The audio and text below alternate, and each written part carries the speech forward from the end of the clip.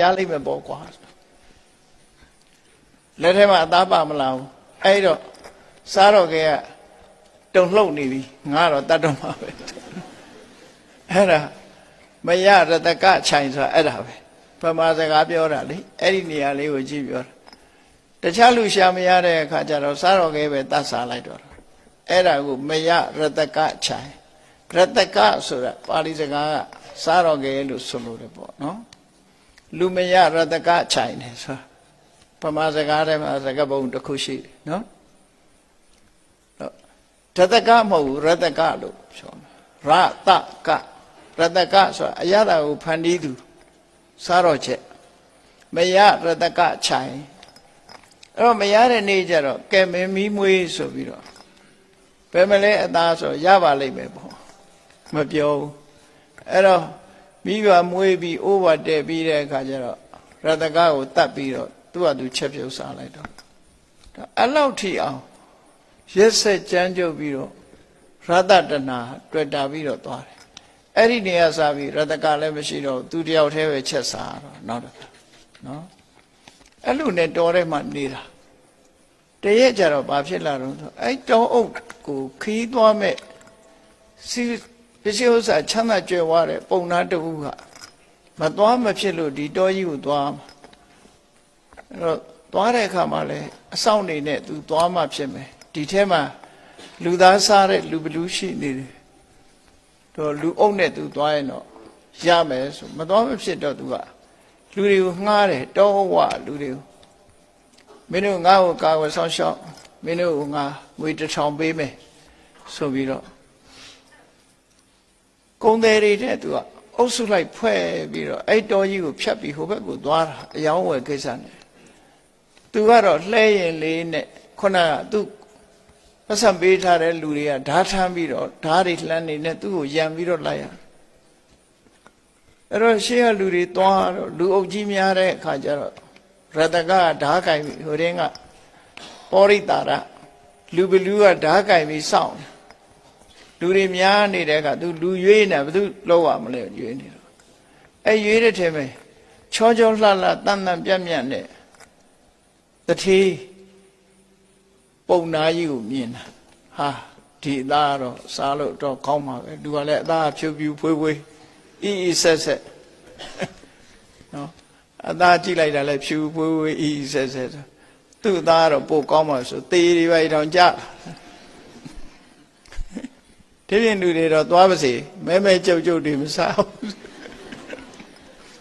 ပိန်ပိန်၆၆တွေမစားဘူးဖွေးဖွေးနဲ့အီအီအဲ့ဒီလူကိုစားမယ်ဆိုပြီးတော့ရွေးလိုက်တယ်ရွေးပြီးတော့တစ်ပင်မောကနေတက်ကြည့်ပုံနာကြီးနဲ့အဖွဲအနားနာလဲရောက်ရောငါပောရိတာရကွာဆိုပြီးတော့ခုံဆင်းလိုက်တော့အကုန်လုံးကြောက်လန့်ပြီးပြေးကုန်ကြအဲပုံနာကြီးပဲဖမ်းခေါ်သွားခြေတော်နှချောင်းကနေကင်ပြီးတော့ဇောက်တိုးဆွဲခေါ်သွားပါသွားလေပါသွားလေတော့ခုနသူ့ပတ်စံယူထားတဲ့ကောင်တွေကလိုက်ကြတာပေါ့လိုက်ဟေးလိုက်ဟေးနဲ့ကြောက်တော့လဲတော်လည်းမလိုက်ရဘူးတော်လေးလှမ်းသွားတဲ့အခါမှာနောက်ကအာတစ်မိလိုက်အဲ့ထဲမှာနည်းနည်းတတ္တိကောင်းတဲ့လူတယောက်ပါတယ်အားလည်းကောင်းတယ်တတ္တိလည်းကောင်းတယ်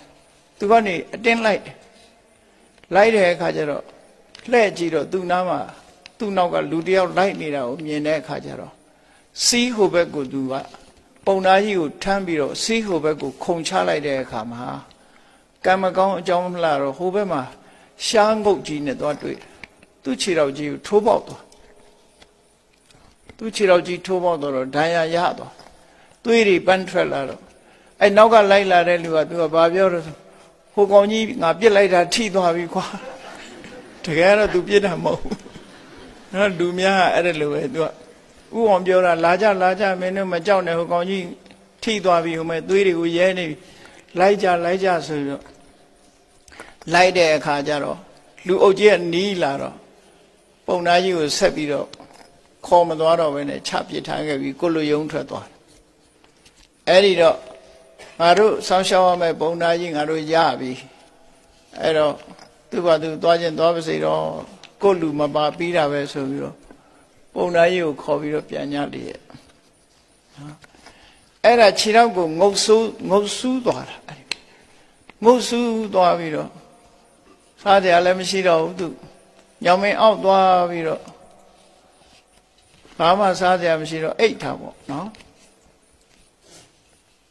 အိတ်လိုက်တာခြေထောက်တန်ရာကြီးနဲ့ဆိုဆက်အိတ်တာဆေးလည်းရှိတာမဟုတ်တော့တယ်အဲ့လိုအိတ်ရင်ကနေအစာမစားတဲ့အတွက်ကြောင့်ခြေထောက်တန်ရာကြီးကမြန်မြန်ကျက်သွားတယ်မြန်မြန်ကျက်သွားအစာမစားလို့ကျက်ဒါပေမဲ့လို့သူကသစ်ပင်ကြီးကိုမော့ကြည့်ပြီးတော့ဒီသစ်ပင်ကြီးကတော့ယောဂဇောနတ်တကိုးကြီးတဲ့ယောဂဇောနတ်ကြီးရှိမှာပဲဒီယောဂဇောနတ်ကြီးကိုငါတိုင်တယ်မှပဲဒီယောဂအမြန်မြန်ထမြောက်မယ်ဆိုလို့ရှိရင်တရားတော်ဘာသောမင်းရဲ့လေချောင်းသွေးနဲ့ပူဇော်ပါမယ်ဆိုရက်ဆက်တဲ့အတွေးပဲတွေးတာအမြဲတမ်းနော်ယောဂဇောနတ်မင်းကြီးကိုပူဇော်ပါမယ်ဆိုပြီးတော့ကိုယ်တန်ရကြီးကိုကိုမစဉ်းစားနိုင်ဘူးဒီတန်ရမြန်မြန်ပျောက်အောင်မဆပါပျောက်ခဲ့လို့ရှိရင်ရှင်နမင်းကြီးကိုတရားတော်ဘာသောမင်းရဲ့လေချောင်းသွေးနဲ့ရစ်ပူဇော်ပါမယ်လို့အဲ့လိုပြောပြီးတော့အိတ်ထာအစာမစားတဲ့အခါကျတော့ခုနဒဏ်ရာ6သွားပြီးတော့ပျောက်သွားတော့အဲ့ဒီအခါကျတော့သူကစဉ်းစားငါဒါယုတ်ကစိုးကြီးရဲ့တကူနဲ့ငါမြန်မြန်ယောဂပျောက်သွားတာပဲဆိုပြီးတော့ဘယင်းနေဖမ်းမှုတော့အားရှိမလားသူကသူနည်းနည်းပါးပါးခုံပေါက်ကြည့်ခြေတော်တန်ရာတက်တာတော့ခုံပေါက်ကြည့်ပြီးဘယင်းနေဖမ်းမှုသွားမယ်ဆိုပြီးတော့ဓာလေးထမ်းပြီးထွက်လာတဲ့အခါကျတော့အတိတ်ဘဝတုန်းကသူ့နဲ့တငယ်ချင်းဘလူးတစ်ကောင်နဲ့သွားတွေ့ဖြစ်ချင်တော့အဲ့တော့သွားတွေ့တဲ့အခါကျတော့အဲ့ဒီဘလူးကသူ့ကိုမှတ်မိတယ်သူကမှတ်မိဘူးအဲ့ဘလူးကတွေ့တဲ့အခါကျတော့တငယ်ချင်းမင်းငါမှတ်မိလားမမှတ်မိဘူးမင်းနဲ့ငါဟိုတုန်းကလေးဒီလိုစားဖို့စားပဲလူသားတွေတတ်ပြီးစားဖို့စားပဲဆိုတော့အခုမင်းပဲရောက်နေတာတော့နဲ့ကြိုးကြောင်ပြောသူခြေတော့တန်ရပြောက်သွားလို့အခုတရားတော်ဘာသောမင်းတွေကိုသွားဖမ်းမလို့မင်းကဝိုင်းကူစမ်းမအောင်လို့ဘလူးအစ်စ်ကိုသူလူဘလူးကဘလူးအစ်စ်ကိုသူခေါ်တဲ့အခါကျတော့ဘလူးအစ်စ်ကငါမှသွားစရာရှိတယ်တဲ့အလုပ်တွေကလည်းရှိတယ်မအားဘူးတဲ့မင်းကိုလိုက်ပြီးမကူညီနိုင်တော့ဘူးဒါပေမဲ့လို့မင်းကိုငါမန္တန်တစ်ခုသင်ပေးခဲ့မယ်အဲ့ဒါကိုရွတ်မယ်ဆိုလို့ရှိရင်မင်းထီးတယ်မြန်လိုက်မယ်မင်းရဲ့အပြေကထီးတယ်မြန်လိုက်မယ်ပြီးတော့မင်းရဲ့ခွန်အားလည်းပဲကြောက်ကမန်းလေးကြီးမားတဲ့ခွန်အားရမယ်မင်းအတန်ကြီးကလည်းတကယ်ဘလူးတန်ကြီးကိုပေါက်လာလိမ့်မယ်ဆိုပြီးတော့အဲ့ဒီမန္တန်ရွတ်ဆိုပြီးတော့ပေးသွားတယ်ဘလူးကတကယ်မှလူကမှဘလူးစိတ်ပေါက်နေရတယ်ထင်မယ်ဘလူးကသင်ပေးသွားသေးတယ်ပိုးဆိုးတော့တာပေါ့နော်အဲ့တော့သူကအားလည်းပိုကောင်းလာတယ်တဲ့ပြေးတဲ့အလင်းအဟုန်ကလည်းပိုပြီးတော့မြန်လာတယ်အလင်းမြန်ကြီးသွားနိုင်လာတယ်အတန်ကြီးကလည်းဘလူးတန်ကြီးတို့ကြောက်မဲ့ဖွယ်ရဖြစ်လာတယ်အဲ့ဒီသုံးခုထူးခြားတဲ့အချက်တွေကိုသူရတယ်ရတော့မှအဲ့ဒီမန္တန်ရွတ်ပြီးတော့ဘယင်းတွေကိုသွားဖမ်းမယ်ဆိုဓာထန်ထွက်သွားလေရဲ့နော်တရားချိတ်ခင်သူတော်စင်ပြိဿအပေါင်းတို့ဆက်လက်ပြီးတော့သူကဒုက္ခပေးဦးမှာပဲနော်အဲ့ဒီမှာတုဒ္ဒသောမနဲ့မတွေ့မချင်းသူဟာလူတွေကိုဒုက္ခပေးပြီးတော့တတ်စားတဲ့လူဘလူးဖြစ်နေတယ်နောက်ရဲ့ကျမှဆက်ပြီးတော့သူ့အကြောင်းကိုကြည့်ရအောင်အဲ့ဒါလို့ပောရိတာရလူသားစားတဲ့လူဘလူးဟာအမှန်တမ်းကြမ်းကြုတ်ရက်စက်တဲ့စိတ်ဓာတ်တွေနဲ့တရားတော်ဘာသောမင်းတွေကိုဖမ်းမိုးရာထွက်ခွာသွားတာဖြစ်တယ်ဒီဇလန်းမှာဇတ်တုသားတွေစားလို့ဘဝဟာပျက်စီးဆုံးရှုံးသွားနိုင်တယ်လူတွေရဲ့တဏ္ဍာမှာဖြစ်တတ်တဲ့တဏှာလို့ခေါ်တဲ့တတ်မဲ့မှုတွေထဲမှာလည်းပဲရတ္တတဏှာဟာကြောက်စရာအကောင်းဆုံးဖြစ်တယ်ဆိုတာကိုဘဝသင်္ကန်းစာယူထားပြီးတော့မိမိတို့ရဲ့ဒီရှာလေးကိုအလိုမလိုက်ဖဲနဲ့နော်ရှာကိုအလိုမလိုက်ဖဲနဲ့အစာအာဟာရနဲ့ပတ်သက်လာလို့ရှိရင်တင့်တာကိုသာစားမယ်တင့်တော်တာလည်းပဲတင့်တော်ရုံပဲစားမယ်မတည့်တာကိုလုံးဝရှောင်မယ်ရသော်ဘုရားဟောကြားတဲ့ဆင်ញင်သုံးသပ်မှုဖြင့်မိမိတို့တဏ္ဍာမှာဖြစ်ပေါ်လာတဲ့ရတ္တတဏှာကိုဖယ်ခွာနိုင်ရမယ်မဖယ်ခွာနိုင်ဘူးဆိုရင်အခုလူဘလူဒုက္ခရောက်တာမျိုးလို့ဘ ဘဝမှာဒုက္ခရောက်နိုင်တယ်ဆိုတာကိုယ်စီမှတ်သားပြီးတော့ရတ္တတဏှာကိုဖယ်ရှားနိုင်အောင်ကြိုးစားအားထုတ်နိုင်ကြပါစေကုန်သတည်း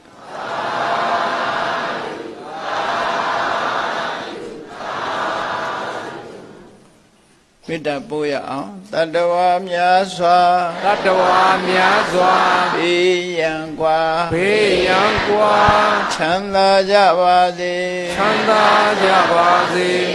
မေတ္တာရေချမ်းမေတ္တာရေချမ်းသုံးငါဖြံသုံးငါဖြံငြိမ်းချမ်းကြပါစေငြိမ်းချမ်းကြပါစေမေတ္တာရေချမ်းမေတ္တာရေချမ်းသုံးငါဖြံသုံးငါဖြံ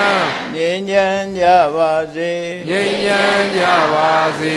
သက်ရှိကျမ်းမာသက်ရှိကျမ်းမာစိတ်ချမ်းသာစိတ်ချမ်းသာလူရဆန္ဒပြည့်ပါစေလူရဆန္ဒပြည့်ပါစေသက်ရှိကျမ်းမာသက်ရှိကျမ်းမာစိတ်ချမ်းသာစိတ်ချမ်းသာလူရဆန္ဒပြည့်ပါစေလူရဆန္ဒပြည့်ပါစေဖုံလန္တဒုက္ခပင်ကစားမေတ္တာပုံနေတုသင်္ကမမနောတရတိတဗ္ဗေတံပဝါယန္တုသူကန္တကမေတ္တာပုံနေတုသင်္ကမစုပေါင်းပုအမေတ္တာတဟုရောင်ပြူပါဝင်းငွေလာမင်းနှင့်ရောင်ချင်းရှဲယုံပေါင်းဆောင်ရခြင်းကြောင့်တဗ္ဗေတံကျွမ်းမဲ့ဥတ္တုံလုံးစုံများစွာတတ္တဝါတို့၏မနောတရတိမြင်မြဖြူစင်အေးကြည်လင်းသည့်ရေစဉ်ပြီးတင်းစိတ်နှလုံးတည်းဟုသောရေအိုင်ကြီးအတွင်၌ဒုက္ခပင်ကစားစင်ထာဝရအိမြจิตာတာယာပွင့်လန်းချမ်းသာဒုက္ခတည်းဟုသောကုမုဒ္ဒရာကြာပန်တို့သည်ဖုံးလန္တဝန္တရှင်မြူဝမုံလူလျက်ကြည်နူးဝဲကြုံဖူးပွင့်ကြကုန်သည်ဖြစ်၍သူကန္နကလေးအောင်လေးတဲ့ရောရှက်သင်ပြန့်ပိတိတိဟုသောယနန်တို့သည်ဘဝယန္တုကောင်းစွာမဲ့သွေ